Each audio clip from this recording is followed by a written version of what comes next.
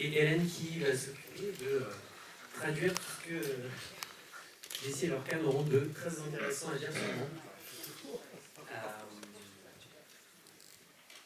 Moi j'ai envie de commencer par une question un peu générique, mais comment ce scénario est sorti de ton esprit, Lorcan? Qu'est-ce qui s'est passé?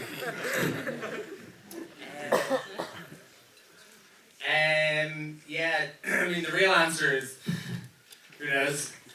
La réponse c'est, je ne sais rien. But a palatable answer that is kind of chronological is that I work with a screenwriter called Garrett Shanley. Je travaille avec, pour raconter les choses de manière chronologique, je travaille avec un scénariste qui s'appelle Garrett Shanley. And we made a short film in 2011 called Foxes, which was about what was happening in Ireland with these housing developments springing up all over the country. And there were these weird places that they basically tried to put as many houses that are all identical into the same space as possible in order to maximize profits.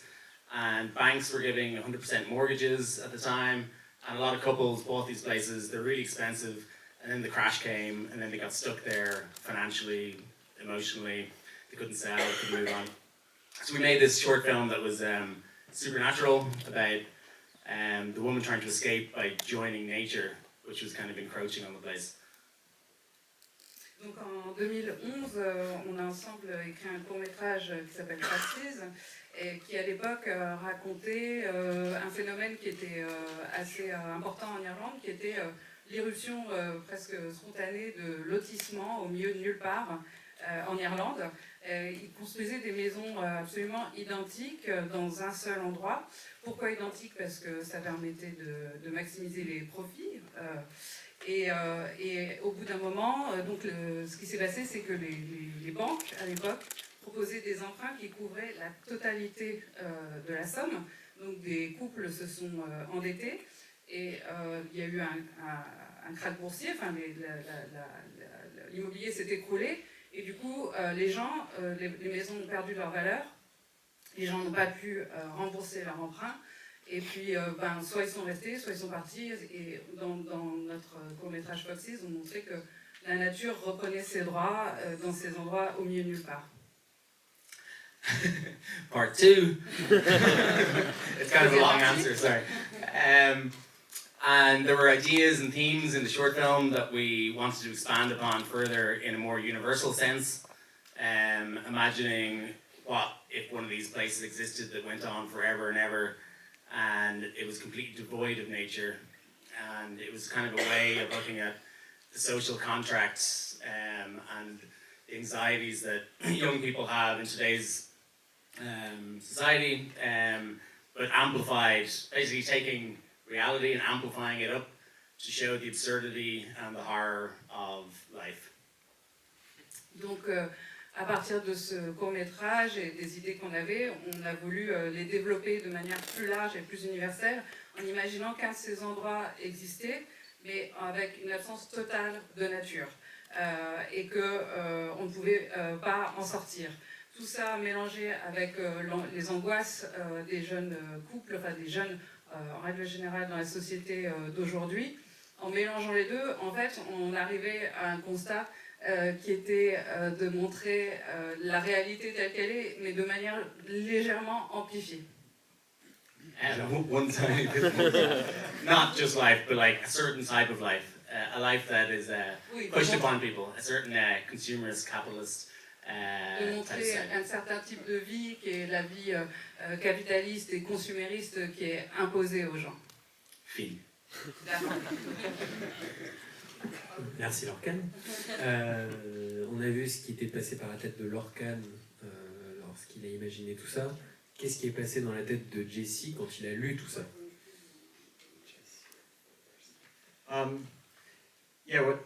What I loved about this was that it's about all of the themes that Lorcan mentioned, but it's not. It's done in an artful way rather than a kind of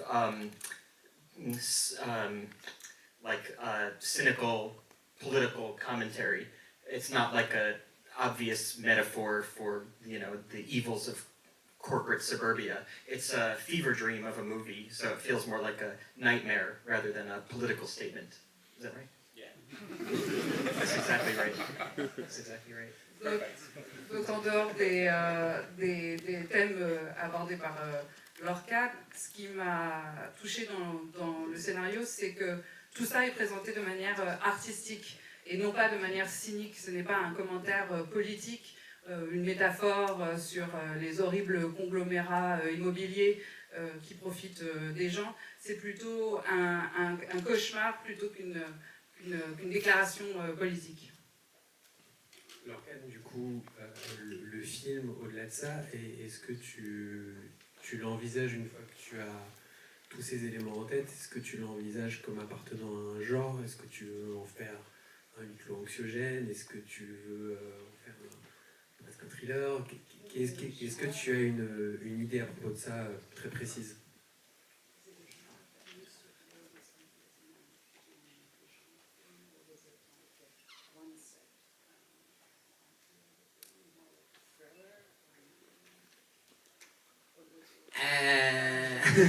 It's difficult to, like, genres are kind of decided usually afterwards, in a way.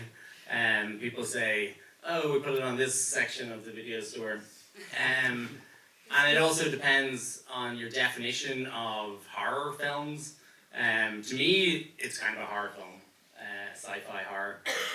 Some people think that horror films have to have certain other elements. So, I don't know. What do you think? Oui, moi je pense que ça peut se rapprocher du film d'horreur, en tout cas dans la perception qu'on a, ouais.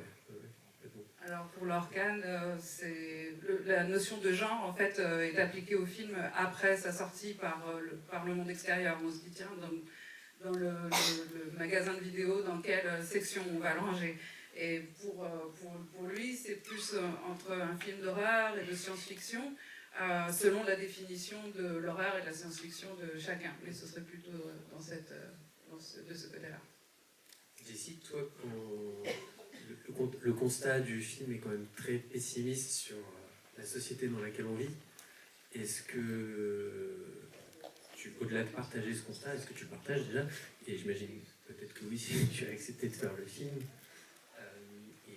Est-ce que c'est quelque chose qui te touche particulièrement aussi quand tu choisis tes films, le propos qui est porté par le film?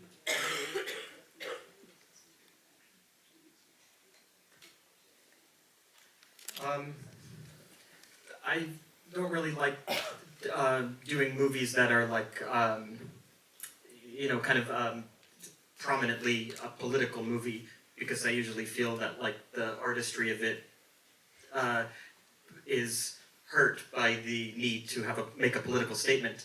But this movie I didn't feel was making a political statement. I mean, obviously it shows the kind of the absurdity that, well, I mean, it turns these normal anxieties that we have as young adults about finding a house and having a child and getting married, and it turns these anxieties into a nightmare. But it's not a kind of it's not a very obvious statement on like the housing crisis in Ireland, even if the idea was derived from this. This movie seems to me to have more in common with like Louis Buñuel than Jon Stewart or something, you know, than or Bill Murray, right? Is that right? Yeah, probably more philosophical than political, maybe. Yes, and more like a fever dream rather than existential. Yeah. Is that because you don't like movies that have that kind of thing?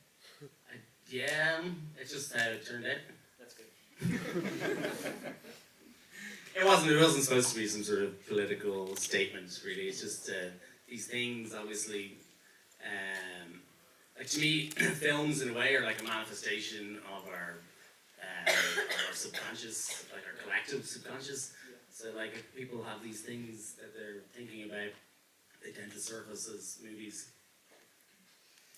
Donc pour Jesse, je n'ai pas faire des films politiques de manière évidente parce que j'ai toujours l'impression que l'aspect artistique empathie à force de vouloir avoir une recherche de déclaration politique dans le film Ici, Lorcan prend les angoisses normales de tout jeune couple, pour ce qui est trouver une maison, fonder une famille, se marier, etc., et tourne tout ça en cauchemar. Mais par exemple, ce n'est pas du tout un film sur la crise du logement en Irlande, même si à l'origine, l'histoire découlait de ce constat. On est plus proche de Buñuel que de Bill Murray dans le cas présent. C'est plus une hallucination qu'un commentaire existentiel. Et pour Lorcan, de toute façon, un film est toujours la manifestation de notre subconscient. Justement, il y a une démarche artistique qui est évidente, qui va au-delà du simple propos. Quelles sont les influences de Lorcan? Qu'est-ce qu'il a influencé?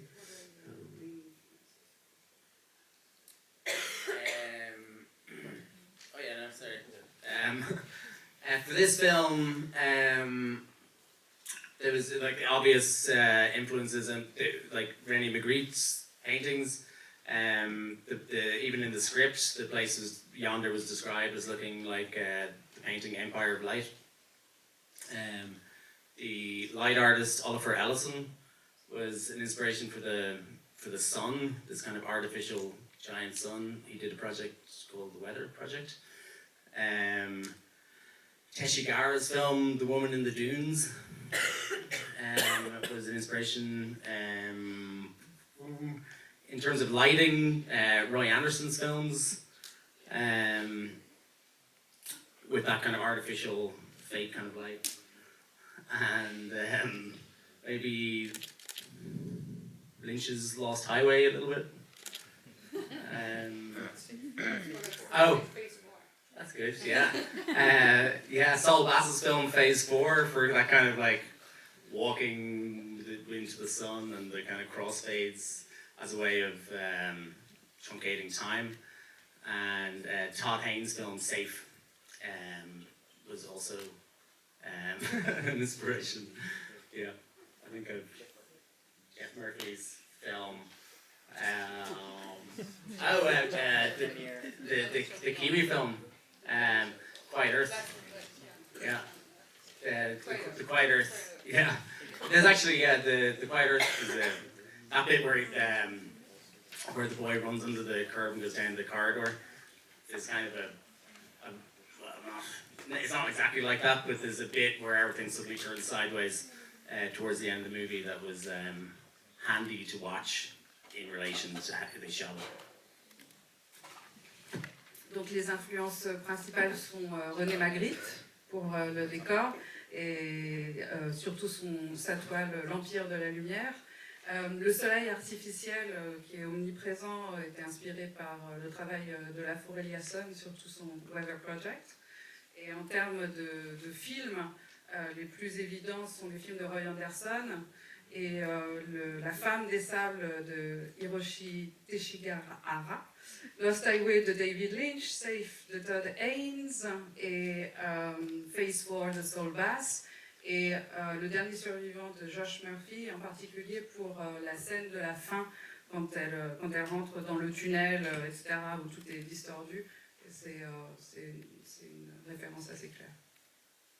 Justement, toi, Jesse, quand tu lis le script, entre ce que tu imagines et ce que s'avère être le plateau de tournage sur lequel tu arrives, ou qu'on imagine plein de fonds verts avec juste quelques maisons et le reste, évidemment, à partir du numérique. Justement, est-ce qu'il y a une grande différence entre ce que tu imaginais toi en lisant le script et le résultat final?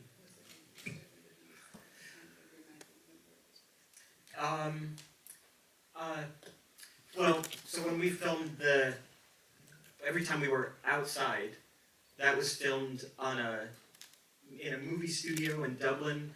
In Belgium, and they had the front of 3 houses and some street, and but it had to look like it was an endless suburb. And then the inside of the house was in Dublin on a studio. And so when we were doing the movie, we didn't have a full sense of what it would all look like, because every single shot had to be engineered to account for the fact that it was supposed to look like an endless chain of houses. So we would walk into a door and then it would cut to Ireland, where we were inside the door, and then look back out, and when it's our face looking, it's in Ireland, but what we're looking at is in Belgium, and so every shot was like arranged like this, and Lorcan had to do this incredible feat of engineering to try to kind of, you know, imagine how each thing would turn out. There were so many confusing elements, like if the car pulls up to the house on the street, you can film it from this window, but if you film it from the other window, the car has to be in a completely different area, and we have to be on opposite sides of the car. So it was like a very confusing, but the aesthetic that I was able to see looked better than I even imagined, because when I read the script, I thought this is either going to be a very creative person making this, or it has to be like $100 million budget, because the ambition was very expensive. But it was a small budget, so Lorcan was just very creative, used painting sometimes instead of CGI, right? And you could speak to that better. I know some of the sky is painted, but some of the houses are like copied and pasted, right? Is that exactly right? Yeah, well, yeah, it's like a mixture of, it's going to be a long translation. Yeah. Do you want to go? Yeah, maybe. Donc, en fait, ce qui s'est passé, c'est qu'on a tout tourné en studio. Tout ce qui se passe à l'extérieur a été tourné en studio en Belgique, et tous les intérieurs ont été tournés en studio à Dublin. Et à l'extérieur, on avait 3 façades et quelques rues, et alors qu'il fallait figurer une banlieue absolument infinie. Donc pendant le tournage, en fait, on avait du mal à s'imaginer à quoi l'ensemble allait ressembler une fois que tout serait assemblé. Parce que quand on rentrait